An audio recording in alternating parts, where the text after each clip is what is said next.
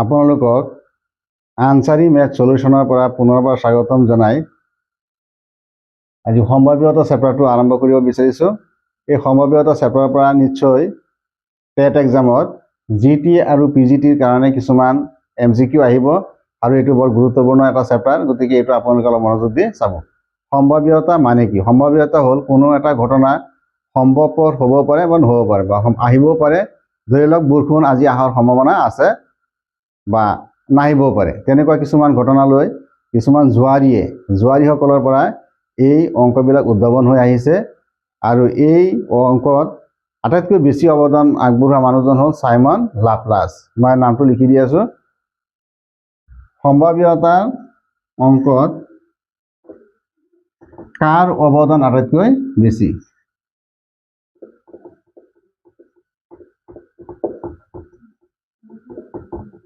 অংকত কাৰ অৱদান আটাইতকৈ বেছি?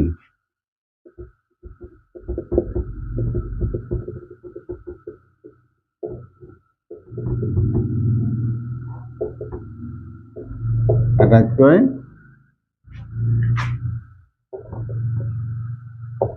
বেছি আনসাৰ হ'ব চাইমন লাপ্লাছ। চাইমন লাপ্লাছ। এই চাইমন লাপ্লাছে এই সম্ভাৱ্যতাৰ যিবিলাক অংক আছে এইবিলাক অংকত বহুতখিনি অৱদান আগবঢ়াই থৈ গৈছে আৰু বিশেষকৈ মনত ৰাখিবলগীয়া ঘটনা যে এই সম্ভাৱ্যতা অংকসমূহ কিছুমান জুৱা খেলত যিবিলাক মানুহ বহে সেই জুৱাৰী মানুহবিলাকে কোনটো তাজপাতৰ পৰা কোনটো আহিব এইটোৰ সম্ভাৱনাৰ ওপৰত ভিত্তি কৰি পেলাই তেওঁলোকে অংকটো উদ্ভাৱন কৰিছিল। তো সম্ভাৱ্যতাৰ কথাটো হ'ল আটাইতকৈ গুৰুত্বপূৰ্ণ কথা এইটোৱে যে সম্ভাৱ্যতাৰ যিটো এনসাৰ এইটো সদায় মই ইয়াত টোকা হিচাপে লিখি দিলোঁ। সম্ভাৱ্যতাৰ উত্তৰসমূহ সদায় জিৰো বা জিৰোতকৈ বেছি বা জিৰোৰ সমান বা জিৰোতকৈ বেছি, মই ধৰিলোঁ প্ৰবাবিলিটি মানে পি, আৰু 1 বা 1তকৈ সৰু। এইখিনিৰ ভিতৰত হ'ব জিৰোতকৈ বেছি বা জিৰোৰ সমান নাইবাতো 1 বা 1তকৈ সৰু হ'ব সম্ভাৱ্যতাৰ উত্তৰসমূহ। এটা কুৱেশ্যন দিছোঁ। কুৱেশ্যনটো হ'ল এটা 5 টকীয়া মুদ্ৰা এবাৰ টছ কৰিলে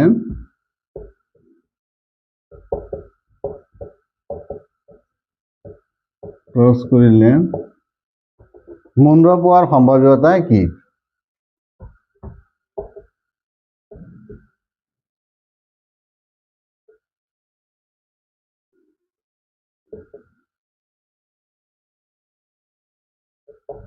সম্ভাৱ্যতা কি?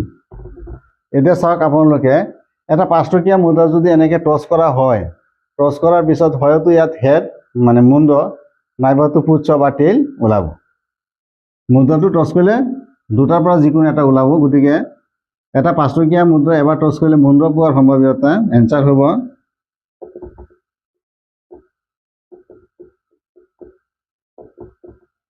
1 সম্ভাৱ্যতা মই লিখিলোঁ P H equal to 1/2। 50-50 chance এইটো কোৱা হয়। 50-50 চান্স হয় মুণ্ড হ'ব নাইবাতো পুচ্ছ হ'ব। আৰু এনেকুৱা অংক কোৱা হয় সমসত্য সম্ভাৱ্যতা। এইটো কোৱা হয় সমসত্য। এই সমসত্য সম্ভাৱ্যতা বুলি কোৱা হয়। এই অংকটো যদি কোৱা হয় মুণ্ডৰ পৰিৱৰ্তে পুচ্ছ পোৱাৰ সম্ভাৱ্যতা কি? মই ইয়াত লিখিলোঁ পুচ্ছ পোৱাৰ সম্ভাৱ্যতা। পুচ্ছ পোৱাৰ সম্ভাৱ্যতা মই এইখিনি লিখিলোঁ।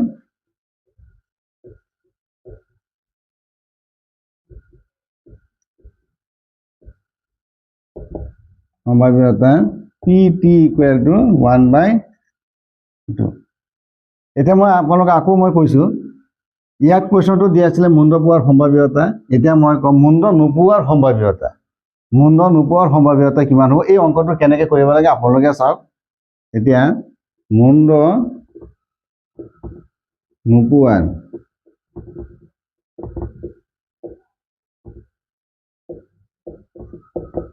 সম্ভাৱ্যতা এইটো মই লিখিম পি এইচ বাৰ যিটো চিহ্ন এইটো দিম 1 মাইনাছ 1/2 1ৰ পৰা মাইনাছ 1/2 দিম গতিকে ওলাব 1/2 মুণ্ড নোপোৱাৰ সম্ভাৱ্যতা ওলাব 1/2 যেহেতু মুণ্ড নোলালে এইটো যেহেতু পুচ্ছ ওলাব গতিকে মুণ্ড নোপোৱাৰ সম্ভাৱ্যতা হ'ব 1/2 বা পুচ্ছ ওলোৱাৰ সম্ভাৱ্যতা হ'ব 1/2 এতিয়া মই ইয়াত কিছুমান চৰ্ত লিখি দিম এটা হ'ল অসম্ভৱ ঘটনা যিটোৰ মান সদায় 0 হয় অসম্ভৱ ঘটনা সদায় 0 মই লিখি দি আছোঁ ইয়াত মই ষ্টাৰ চিন দি মই আপোনালোকৰ আগত লিখি দিলোঁ আৰু এই কথাটো সদায় মনত ৰাখিব অসম্ভৱ ঘটনা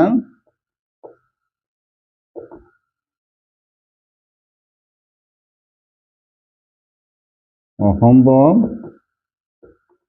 ঘটনাৰ সম্ভাৱ্যতা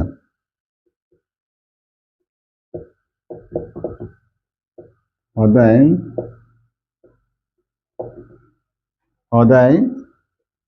0 অসম্ভৱ ঘটনাৰ সম্ভাৱ্যতা সদায় 0 আৰু যিটো ঘটনা নিশ্চিত এইটো হ'বই ইয়াত কোনো আৰু অসুবিধা নাই বা চিন্তা কৰিবলগীয়া নহয় তেনে ঘটনা কোৱা হয় নিশ্চিত ঘটনা আৰু ইয়াৰ মান সদায় 1 নিশ্চিত ঘটনাৰ সম্ভাৱ্যতা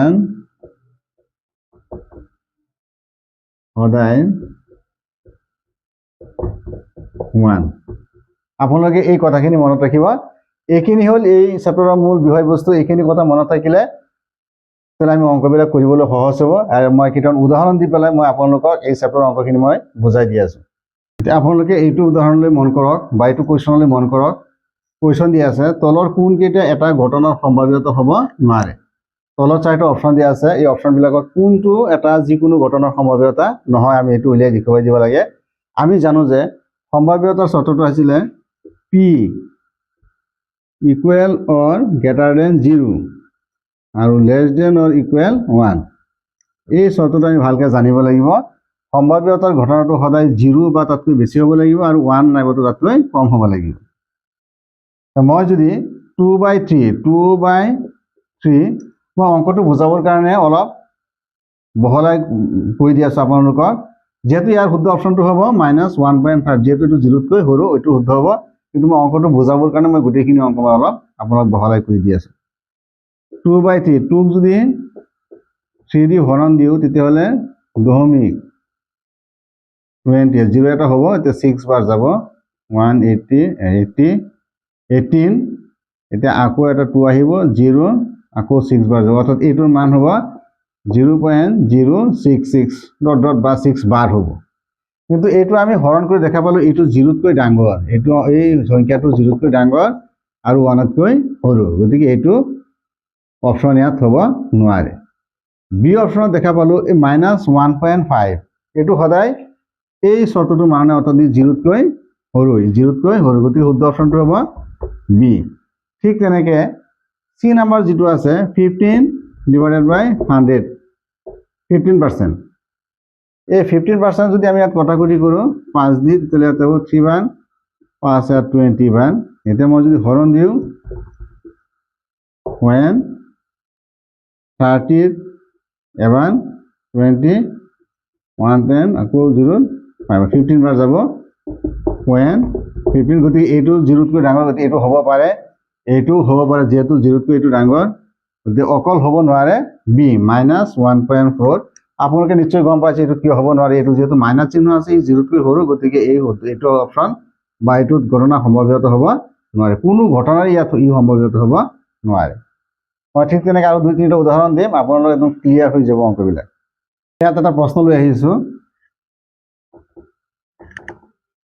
প্ৰশ্নটো হ'ল এটা মোনাত মাত্ৰ নেমুৰ স্বাদৰ মটন আছে এটা মোনাত মাত্ৰ নেমুৰ সোৱাদৰ মটন আছে মালিনীয়ে মোনাটো নোচোৱাকৈ এটা মটন ল'লে তেওঁ লোৱাটোৰ সম্ভাৱ্যতা কি যাতে এটা কমলা স্বাদৰ মটন লয় এটা নেমুৰ স্বাদৰ মটন লয়। ইয়াত চাওক আপোনালোকে এই মোনাটোত নেমু স্বাদৰ বাহিৰে আৰু কোনো ধৰণৰ মটনেই নাই, অকল নেমু সোৱাদৰ মটনখিনিহে আছে। গতিকে ইয়াৰ পৰা এটা কমলা সোৱাদৰ বা কমলা স্বাদৰ মটন কেতিয়াও নোলায়। এইটো এটা অসম্ভৱ ঘটনা। গতিকে ইয়াৰ সম্ভাৱ্যতা হ'ব 0। ইয়াৰ সম্ভাৱ্যতা হ'ব 0। ই এটা অসম্ভৱ ঘটনা। অসম্ভৱ ঘটনাৰ সম্ভাৱ্যতা সদায় 0। আৰু এটা নেমু স্বাদৰ মটন লয়। ইয়াত যেহেতু মোনাটোত নেমু স্বাদৰ বাহিৰে মটনেই নাই, গতিকে যিকোনো মটন এটা টানি আনিলে ইয়াৰ পৰা নেমু স্বাদৰ বা নেমু সোৱাদৰ মটন ওলাবই। গতিকে এইটো হ'ব নিশ্চিত ঘটনা। নিশ্চিত ঘটনা। ইয়াৰ সম্ভাৱ্যতা হ'ব 1।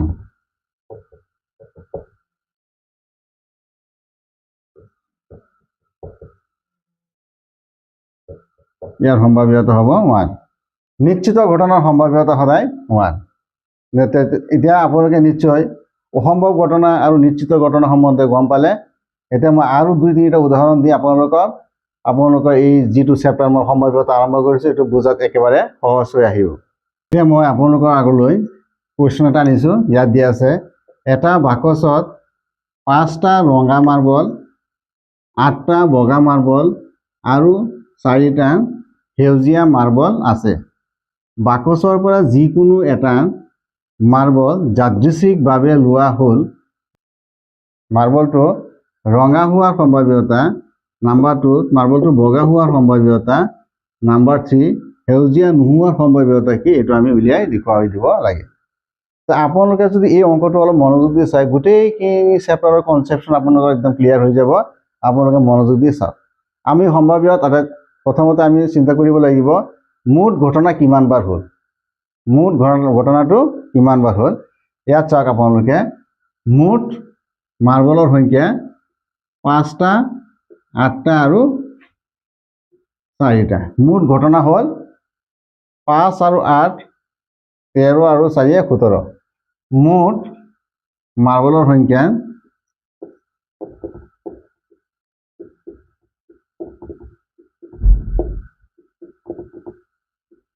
Equal to 17। এইটো হ'ল মুঠ ঘটনাৰ সংখ্যা। 17টা মাৰ্বল আছে মানে মুঠ ঘটনা 17। গতিকে মুঠ মাৰ্বলৰ সংখ্যা হ'ল 17। নাম্বাৰ 1ত দিছে ৰঙা হোৱাৰ সম্ভাৱ্যতা।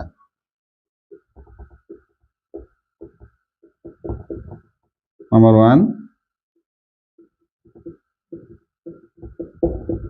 সম্ভাৱ্যতা, মই ইয়াত PR দিলোঁ যিহেতু ৰেড। ৰঙা বল আছে ইয়াত মাত্ৰ 5টা, গতিকে 5/17 হ'ব।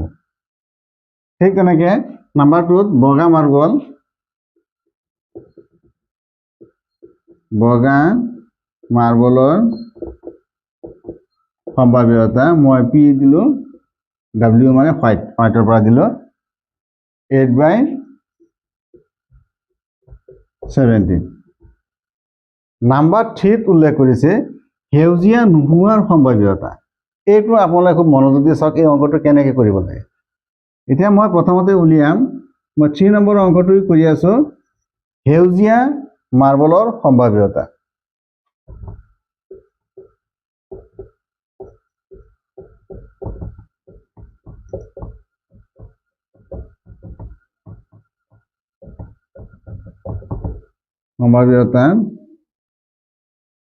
ইকুৱেল টু মই PG ধৰিলোঁ, ইকুৱেল টু হ'ব 4/17। এইটো হ'ল সেউজীয়া মাৰ্বলৰ সম্ভাৱ্যতা। এতিয়া সেউজীয়া মাৰ্বল নোহোৱাৰ সম্ভাৱ্যতা আমি উলিয়াব লাগে। সেউজীয়া মাৰ্বল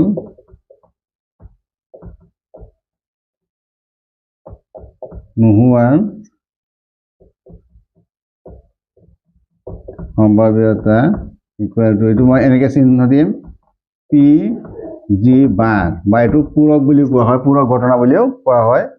1 - 1ৰ পৰা সদায় এই হোৱা ঘটনাটো বিয়োগ কৰিম।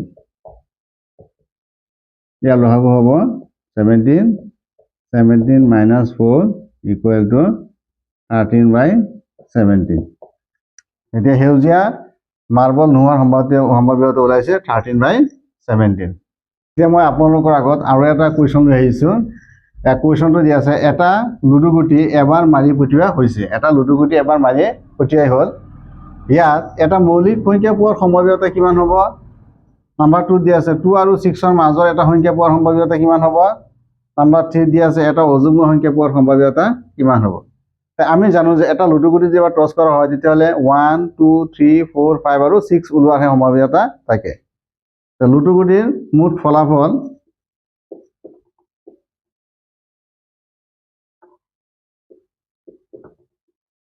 লুডুগুটি এবাৰ ক্ৰছ কৰিলে মুঠ ফলাফল হ'ব 1 2 3 4 5 6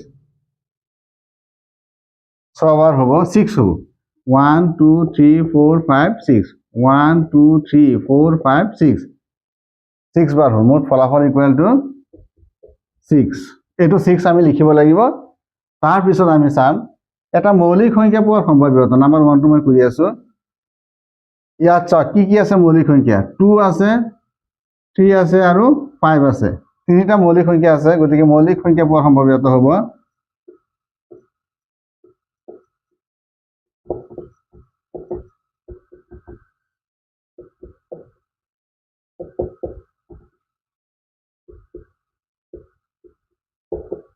সম্ভাৱ্যতা হ'ব 3/6 ইকুৱেল টু 1/3 3 কেঞ্চেল যাব এবাৰ 3 6 যাব দুবাৰ গতিকে 1/2 মই ইয়াত আকৌ এবাৰ দেখুৱাই দিছোঁ মৌলিক সংখ্যা হ'ল ইয়াত 2 3 আৰু 5 আৰু মুঠ ঘটনা হ'ল 6 গতিকে এইটো 2 3 আৰু 5 তিনিবাৰ হ'ল তিনিটা ঘটনা গতিকে 3/6 মতত এতিয়া 1/2 হ'ব নাম্বাৰ 2 2 আৰু 6ৰ মাজৰ এটা সংখ্যা